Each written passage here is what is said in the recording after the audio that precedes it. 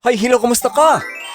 Guys, ito na guys ang i-upload natin guys, pambahay na pandesal dahil sa dami na nag-request sa ating mga mommies na gusto nilang classic na pandesal sa pambahay. Ito na guys, i-upload na natin ha.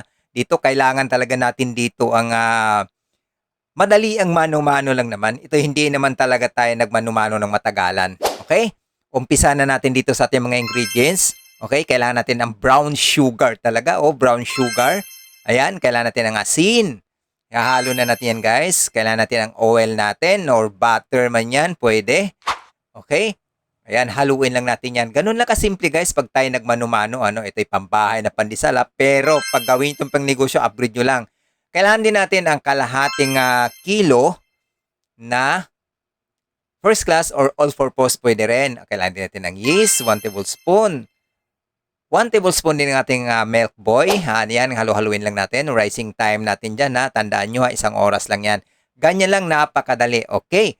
O habang binabason at pinuputol natin yan, i-shout out muna natin ang ating mga top engaging dito. Si Ma'am Raquel Santa Cruz Delis, si Ma'am Jeneline Sihalbo, si Ma'am Ising Sausa Aidala ng Texas. Maraming salamat sa inyo. Maraming salamat. Ito na inyong mga request na inyong pwedeng gawin. Okay? Ito isalansan lang natin dito at lagyan natin syempre ng ating breadcrumbs. Kasi pag hindi natin lagyan ng breadcrumbs, hindi natin matatawag na pandesal yan. Okay? Ayan, atin ang ilalagay. Napakadali lang guys. Napakadali lang dahil itong ating gawa mabilisan. Kaya kuhang-kuha natin ito sa 2 to 3 hours, luto na ang ating pandesal. Okay? Ayan, ganun lang kasimple ha. Ganyan lang talaga kasimple magawa tayo ng pandesal. Tandaan nyo lang ating mga ingredients, ang ating mga procedure. Sa inyo yan. Itong ating timplang ito, pwede nyong pasarapin ito. Dagdag lang kayo ng ingredients. Ayan, ang ating proofing time, 40 minutes. Ganyan, o pwede na nating isa lang yan sa 150 degrees. At saka yung ating